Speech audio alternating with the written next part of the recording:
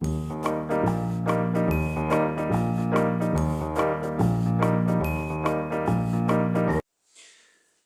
ini kita akan membahas tentang pembentukan hernia diskus, tentang penyebab terbentuknya hernia diskus. Sebenarnya apa itu hernia diskus tulang belakang? Diskus intervertebralis yang normal memiliki dua bagian, yaitu cincin fibrosa dan nukleus pulposus. Cincin fibrosa adalah bagian luar yang lebih padat, dan bagian dalam diskus adalah nukleus pulposus. Ini adalah bagian yang memiliki tekstur seperti spons, bagian diskus yang lebih lunak. Sedangkan cincin fibrosa adalah bagian diskus yang lebih padat, yang berfungsi menahan nukleus pulposus di dalamnya dan memberikan bentuk tertentu. Namun, fungsi peredaman getaran justru dilakukan oleh bagian dalam, yaitu nukleus pulposus ini. Jadi, diskus diperlukan agar terjadi peredaman antar ruas tulang belakang, sehingga beban vertikal yang diterima oleh tulang belakang dapat didistribusikan secara merata ke seluruh tulang belakang dengan bantuan diskus intervertebralis ini. Tahap pertama terbentuknya hernia adalah protrusi. Protrusi adalah perubahan posisi nukleus pulposus itu sendiri tanpa merusak integritas anulus fibrosus. Jadi, anulus fibrosus, yaitu lapisan luar ini, masih utuh saat terjadi protrusi. Di sini inilah yang disebut protrusi. Jadi, ini hanyalah penonjolan nukleus pulposus ke arah misalnya akar saraf. Artinya, ia terdorong keluar. Terdorong keluar. Apa yang bisa mendorongnya keluar? Hanya bisa didorong oleh ruas tulang belakang yang berdekatan, yaitu ruas atas dan bawah. Mengapa ini terjadi? Karena tekanan yang seharusnya tersebar merata pada diskus, karena suatu alasan tidak tersebar merata. Tentu saja, kita selalu melakukan berbagai gerakan seperti menundukkan kepala ke satu sisi, ke sisi lain, membungkuk, atau memutar tubuh. Dan pada saat-saat tertentu, selalu terjadi bahwa diskus mengalami beban yang tidak merata. Saat kita membungkuk ke satu sisi atau sisi lain, beban pada diskus pada saat-saat tertentu memang tidak tersebar merata. Namun, diskus itu sendiri memiliki cadangan kekuatan tertentu dan mampu menahan beban tersebut. Namun, jika hal ini terjadi dengan beban tambahan, misalnya ada beban di tangan atau barbel di bahu, atau misalnya gerakan tiba-tiba, seseorang jatuh sambil berputar.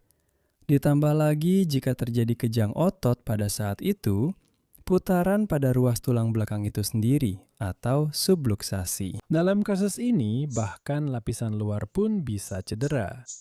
Jadi maksudnya adalah, baik saat terjadi perubahan tekanan yang tiba-tiba pada diskus intervertebralis, maupun saat terjadi tekanan yang tidak tepat dalam waktu lama pada diskus intervertebralis, yang terjadi saat lordosis lumbal menjadi rata, saat posisi panggul tidak benar, ketika beban berpindah dari semua ruas tulang belakang lumbal ke ruas di bawahnya.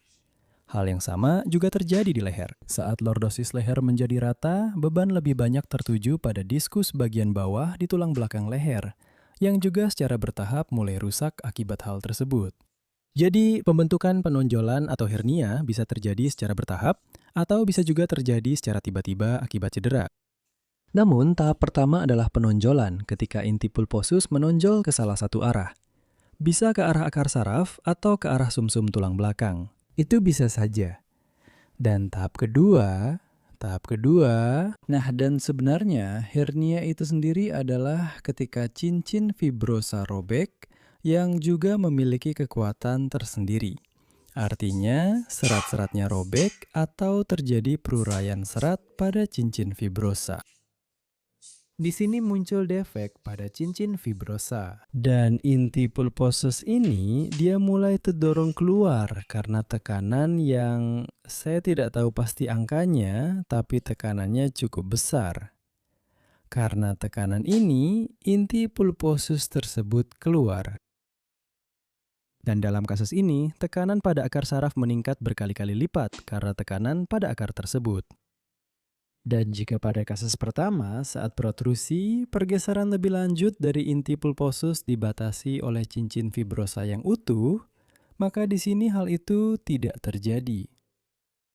Di sini, sebanyak inti pulposus yang terdorong keluar, sebanyak itu pula yang keluar. Dan dalam kasus ini, gejala neurologis mulai muncul karena terjadi penekanan pada akar saraf. Apa sebenarnya akar saraf itu? Akar saraf adalah bagian di dalam tulang belakang. Di dalam saluran tulang belakang terdapat sumsum tulang belakang, dan dari sumsum tulang belakang, di antara setiap ruas tulang belakang, keluar sepasang akar saraf tulang belakang yang kemudian bercabang menjadi saraf-saraf tertentu. Setiap akar saraf memiliki zona dan tingkat inervasinya sendiri. Akar-akar ini keluar melalui lubang antar ruas tulang belakang. Lubang, jadi ini adalah kelanjutan langsung dari sumsum tulang belakang yang kemudian membentuk saraf-saraf tertentu. Misalnya, sering terjadi hernia pada diskus keempat dan kelima. Keempat dan kelima, misalnya akar saraf. Dari situ terbentuk saraf skiatik. Saraf ini berperan dalam persarafan otot gluteus, otot piriformis, otot ekstensor paha, dan otot tibialis posterior. Ini adalah otot-otot yang sangat sering lemah. Tapi apa yang menjadi penyelamat di sini? Tubuh mulai menyelamatkan dirinya sendiri dengan caranya sendiri. Bagaimana tubuh bisa menyelamatkan diri dalam kasus ini? Jadi, inti pulposus ini harus selalu berada dalam keadaan terisolasi. Inti ini harus berada di dalam cincin fibrosa, dan ketika cincin itu robek, inti ini terdorong keluar. Langsung terjadi peradangan pada bagian inti pulposus ini. Jadi di bagian ini langsung terjadi proses peradangan. Proses peradangan terjadi di sana untuk menghancurkan bagian inti pulposus ini. Jadi ini dianggap sebagai antigen, sebagai agen asing yang coba dihancurkan oleh tubuh. Dan itulah sebabnya di sekitar bagian inti pulposus yang keluar ini segera terjadi proses peradangan. Proses ini diperlukan untuk menghilangkan bagian inti pulposus tersebut. Itulah yang terjadi. Jadi melalui proses peradangan, sebagian dari inti pulposus ini dihancurkan. Artinya, proses peradangan menghilangkan inti pulposus tersebut. Tapi apa kekurangannya? Kekurangannya adalah peradangan terjadi secara bersamaan, dan peradangan itu bisa menyebar ke akar saraf. Jika itu terjadi, maka akan muncul radikulitis, yaitu peradangan pada akar saraf itu sendiri. Dan dalam kasus ini, peradangannya akan makin berat. Dan setelah proses peradangan, di sini juga bisa terbentuk proses perlekatan. Namun berkat peradangan ini, inti pulposus bisa hancur, artinya bisa benar-benar hancur total. Namun penyebab terbentuknya hernia ini tidak hilang kemana-mana. Dan karena itu, misalnya dalam sebulan bisa hancur 1 mm, 2, 3 misalnya. Tapi di bulan yang sama, jumlah yang sama, bahkan mungkin lebih, kembali terdorong keluar. Karena penyebab mengapa bagian inti pulposus ini terdorong keluar tidak akan hilang tanpa pengobatan. Jadi berulang kali, satu bagian diskus keluar, bagian lain hancur. Satu keluar, bagian lain hancur. Begitulah seseorang menjalani hidup. Kadang merasa lebih baik, kadang merasa lebih buruk. Kadang seperti itu. Apa saja kemungkinan yang terjadi selanjutnya tanpa pengobatan misalnya? Apa yang terjadi pada sekuestrasi hernia? Ini adalah terlepasnya bagian ini. Awalnya terjadi pemisahan, artinya ada bagian dari hernia yang kehilangan hubungan dengan sisa inti pulposus. Ini biasanya terjadi pada hernia yang cukup besar, ketika hernia ini bahkan menggantung dan menonjol di atas ruas tulang belakang di bawahnya, di atas badan vertebra. Dalam kasus ini, sering terjadi hilangnya hubungan antara inti pulposus dan sebagian dari hernia yang lebih atas. Dan kemudian bagian itu bisa terlepas dan mulai bergerak ke sana kemari, menimbulkan berbagai gejala. Dalam kasus ini, yang digunakan adalah penanganan bedah ketika bagian itu sudah terlepas. Karena biasanya setelah terlepas di suatu tempat, bagian itu mulai menekan akar saraf dengan kekuatan yang jauh lebih besar. Jika di sini masih ada semacam cadangan, masih ada sedikit ruang, jadi akar saraf ini dia masih punya ruang untuk tetap bisa bertahan di sini. Namun saat bagian itu terlepas, biasanya akan terjepit sepenuhnya dan timbul iskemia pada akar saraf, di mana pembuluh darah pada akar saraf tertekan dan secara bertahap mati. Bagaimana?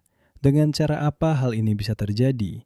Bagaimana sebenarnya prosesnya? Pengobatan hernia dengan operasi?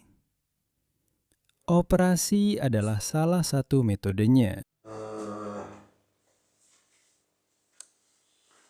Nah, yang paling sering digunakan sekarang di Rusia adalah seluruh inti pulposus ini diangkat, benar-benar dikikis habis keluar. Pernah dicoba berbagai jenis operasi.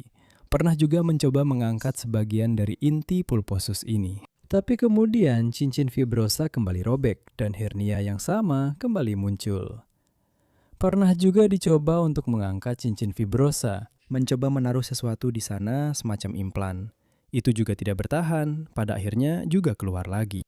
Dan pada akhirnya, cara yang paling sederhana namun paling efektif adalah dengan penanganan bedah. Mungkin sekarang ada metode yang lebih baru, tapi bagaimanapun juga, ini masih yang paling umum digunakan di Rusia, yaitu dengan mengerok semua inti pulposus dan selesai. Tinggi dari diskus intervertebralis itu sendiri berkurang, gerakan pada sendi antar tulang belakang menjadi terbatas karena tinggi diskus berkurang, tapi setidaknya tidak ada lagi yang akan menonjol keluar. Kekurangannya adalah setelah beberapa tahun pada diskus di sebelahnya akan muncul hernia yang sama persis karena pergerakan segmen tulang belakang yang terbatas. Beban pada diskus lain meningkat berkali-kali lipat sehingga mereka mulai rusak. Apa prinsip pengobatan hernia diskus tanpa operasi? Kita tidak membicarakan tentang pengobatan pada kasus yang tidak bergejala, itu sudah jelas. Jadi, apa yang dilakukan? Biasanya oleh seseorang yang mengalami hernia diskus. Awalnya, dia akan diobati dengan obat antiinflamasi. Pengobatan utamanya ditujukan untuk mengurangi pembengkakan dan peradangan ini. Dan itu terjadi dengan hasil yang bervariasi. Jika itu tidak membantu, dalam beberapa bulan pasien akan dikirim untuk operasi, dan ahli bedah saraf akan memutuskan bersama pasien apakah akan melakukan operasi atau tidak. Apa prinsip pengobatan hernia tanpa operasi yang bukan hanya mengatasi gejala tetapi benar-benar berhasil menghilangkannya? Intinya adalah dengan bagian hernia yang sudah menonjol ini tidak ada yang bisa dilakukan. Jadi secara langsung dan cepat tidak mungkin melakukan apapun dengannya karena sudah menonjol keluar, tidak bisa dimasukkan kembali ke dalam. Lalu, apa yang bisa kita lakukan? Kita bisa melakukan sesuatu agar bagian dalam inti pulposus ini tidak lagi terdorong keluar. Itu satu-satunya hal yang bisa dilakukan. Bagaimana caranya? Yaitu dengan mendistribusikan beban secara merata ke diskus di sekitarnya.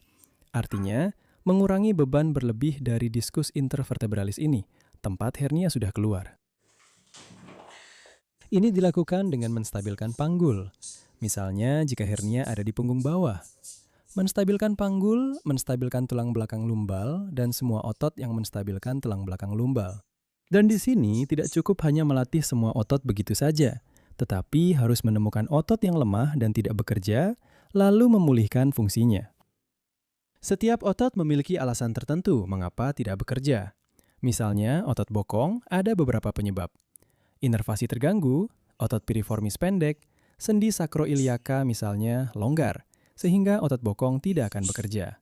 Dan setiap otot punya penyebabnya sendiri. Dan hanya setelah itu mulai melatihnya. Jadi, apa yang sebenarnya kita lakukan? Menstabilkan bagian tulang belakang di pinggang atau leher dengan otot. Yang paling penting adalah otot. Di sini, tulang belakang ditahan oleh otot. Dan yang paling penting, semuanya harus bekerja secara simetris, merata, dan saling menyeimbangkan satu sama lain. Jangan sampai ada yang jauh lebih kuat, yang lain jauh lebih lemah. Jangan sampai ada otot yang terlalu pendek atau lemah. Agar beban berlebih pada cakram antar tulang belakang ini bisa dikurangi. Dan akibatnya, keluarnya inti pulposus ini keluar pun akan berhenti. Akhirnya, setelah beberapa waktu, ya sekitar jika misalnya setengah sentimeter, hernia 5 mm, dalam setengah tahun sepenuhnya akan mengecil. Ya, setengah tahun dibutuhkan agar cincin fibrosa ini membentuk jaringan parut. Jadi, jika tidak ada lagi inti pulposus yang terdorong keluar, maka yang sudah keluar akan hancur, dan bagian diskus ini akan kembali sembuh dengan jaringan parut. Di sini terbentuk jaringan parut. Jadi, hernia akan kembali menjadi protrusi. Prosesnya berbalik. Jadi, di sini terbentuk lagi protrusi. Awalnya hanya penonjolan cincin fibrosa bersama inti pulposus, dan di sini sudah terbentuk jaringan parut. Proses seperti ini bisa terlihat secara dinamis pada hasil foto. Setelah menghilangkan ketidakstabilan, asimetri otot, dan yang paling penting, memulihkan pola gerak yang optimal. Karena beban maksimal ini tidak hanya terjadi saat Anda duduk atau berbaring, beban maksimal justru terjadi saat berjalan, saat melangkah. Video sebelumnya memang membahas tentang otot lumbal. Ini adalah otot lumbal yang kuat di sini. Jika satu otot bekerja saat melangkah, sementara yang lain tidak bekerja, terjadi gerakan tulang belakang yang asimetris. Dan ini terus-menerus menyebabkan cedera pada diskus. Terus-menerus mencederai bagian dalam diskus, yaitu inti pulposus. Bagian dalam diskus, inti pulposus, terdorong keluar, terdorong keluar, terdorong keluar.